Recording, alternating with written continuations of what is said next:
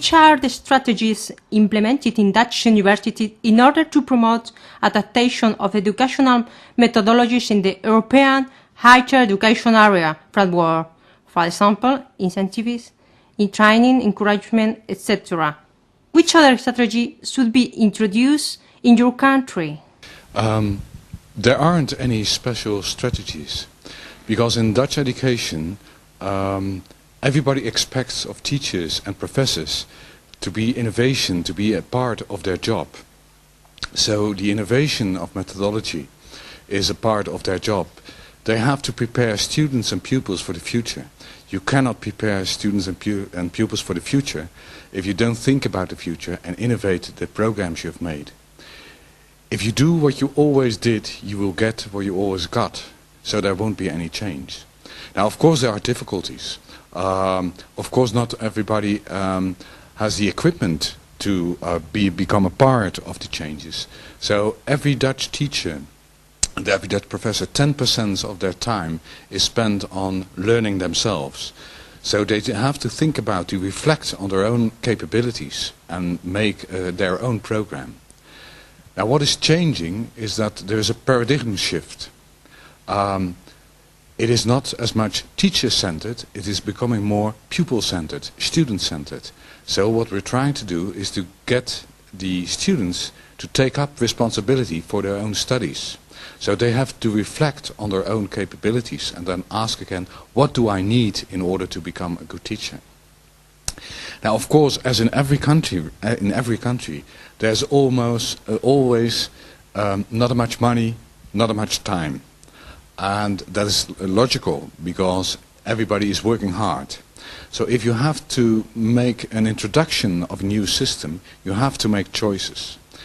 That's one of the things that's trying to be done. So you cannot do everything in the same way you always did. You really have to make a choice. You have to say, okay, we'll stop this and we start this, and later on we'll get back to the other things. So you have to make choices. This is one thing. And the second important part is cooperation. If every university starts to try to find their own way, it takes a lot of time. If you work together, and not everybody wants to say something about the changes that have to be made, you can speed up very much. So what we're trying to do is to get the university to work together. This needs, then you have to trust your colleague. You have to recognize the capabilities of others. And this is very difficult, because in Holland, most of the teachers and most of the professors, if there is any change, they want to talk about it. And if you really want to talk about all the changes, it takes more time, and it's more difficult to make the change. Today, I've heard a lot of good examples. Now, if you take up these examples, then you don't have to try and to find them out yourself. So if you work together with 53 universities in Spain, I do think that you have a lot of knowledge in order to make those changes.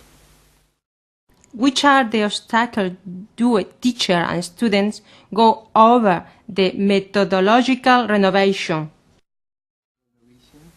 Well, shifting the responsibility more to the students makes it difficult for the teachers, because the teachers don't have the monopoly anymore on knowledge. So they have to trust the students to do the right things. They have to become coaches of the students, less becoming a teacher or professor. Now, the other way around, it's the same way. It's more easy for a student when a professor says, you have to do this, you have to do this, you have to do this. Now they have to think about it themselves. They have to create their own studies. Now, this takes time, and again, it's more easy. So everybody finds this paradigm shift very difficult. And of course, people don't like change. In education, the system we are using now, people have thought about it a long time. They made decisions, they made choices. So they are satisfied with it as it is right now. So if you have to change it, they have to change their way of teaching, the way they work together. And that is very difficult, because most of the people like things to be the same. change is it's a very strange condition. You should think that a university is about changing. Research is about changing. Research is about finding new ways. But as soon as it is within the own frame of their work, people find this difficult. So the motivation has to become very clear. You have to talk about it. Why are we doing this? And if professors would go back in education to the schools and to the pupils who are at the schools now, they would find a totally different type of pupil than, for example, for about 20 years ago. Concentration, for example. What we had today was a good example. I think that 70% of the time is spent listening to people explaining things. Now, if you try to do this for a pupil from 12 to 16, it won't work. You will lose them after 10 or 20 minutes. So you have to change the way you work. This is what people find very difficult. And of course, you have to invest. So it will take more time. You have to think about it. And the incentive is that if it works, you get better results, and pupils and students who enjoy going to school more or going to the university more than they did before. That's one of the main incentives, I think. Which procedure should be used to measure the result obtained after operating new educative method? Using new educational method? Well, let me talk about different levels. In Holland, with the introduction of the bachelor-master structure, we organized what is called the Dutch Accreditation Council. Now, every department, every course, once in 5 years, will be looked upon whether the quality is all right. It's about 26 points which are selected to look at these things. If you don't pass this, you have to stop right away. So you cannot go on, you have to stop the course, you have to close down in order to make it better, and then again the Dutch Accreditation Council comes back, looks upon it again, and when it's all right, you can start again. So this is a huge problem. If you fail, you really have a problem, because you have students, and you have you cannot say to the students, okay, we failed, so you have to go somewhere else. So this is on the level of the institution. Now there's also what we would call, we use a lot more assessment, portfolio, and a 360 degrees feedback.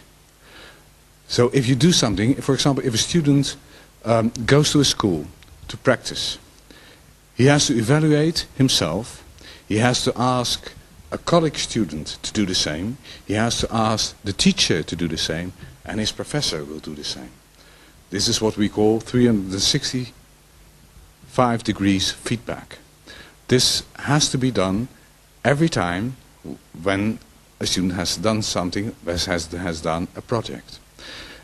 So what you will get is not only the grade of the teacher or the professor, but you will also have the grade of the student himself. So the student ought to reflect on the things he has done, and then has to think about, what do I need? What if something went wrong? What went wrong? What do I have to do to become a better teacher or become a better student? So it's not only that the outside world looks upon the quality, but it's also what we try to do is to have the pupils and the students themselves to look at the quality. Now it's the same with the professors. They also have to make a 360 degrees feedback. So they will have to ask their students, what do you think of my performance? They have to ask a colleague, what do you think of my performance? They have to tell themselves, what do I think of my performance? And their director has to say something about it. And again, then you have a discussion. If there's something wrong, what can I do about it? And then we have the 10% of learning time for the professor, and he has to invest. Now, if a person doesn't do this, The first time there will be a talk. The second time there will be a talk. The third time there will be an order. The fourth time we'll have to say goodbye. So you cannot stay a professor or a teacher for the rest of your life. Now in Holland this is starting. We are at a starting point. So the whole system isn't implemented yet through the whole system. But this is the movement in which this is the direction in which we are working. The same applies to directors. What kind of didactical resources do you consider essential in order to adapt teaching methods in the European higher education area framework? What role do information and communication technologies play in this process?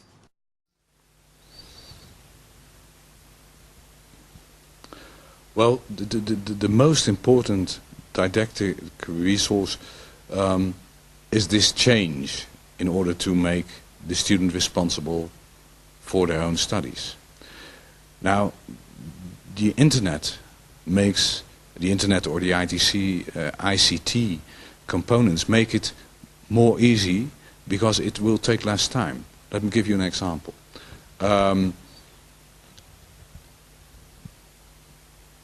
At this stage, all our students who are involved in research put the results of this research on the internet. And it's free to access for everybody, teachers, students.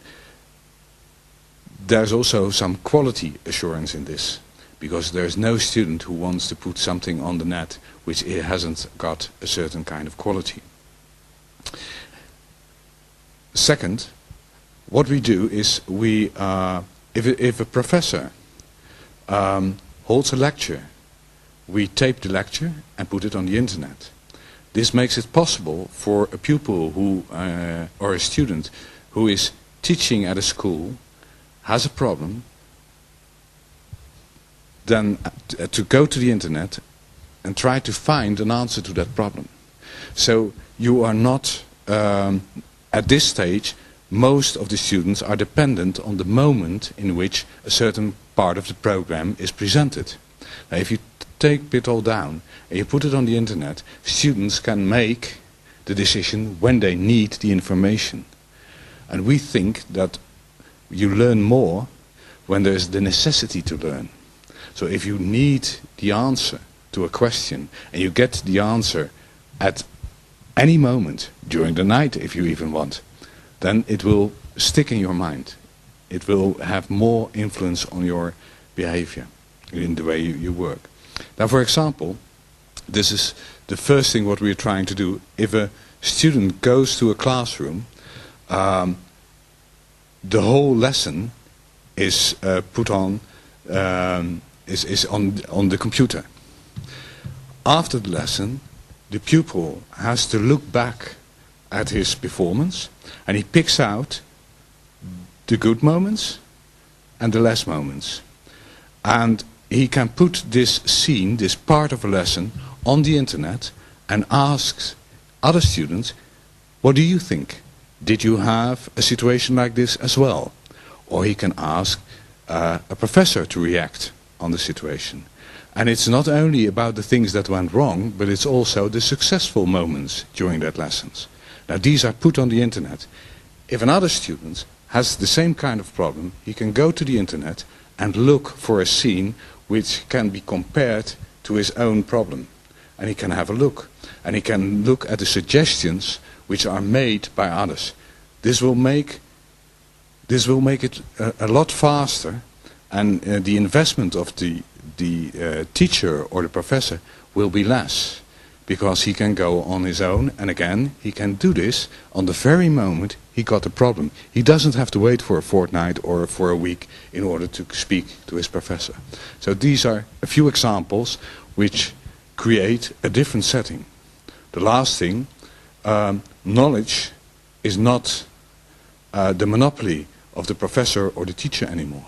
If you go on the internet, you will find other people who are on the internet, and you can put your question to others.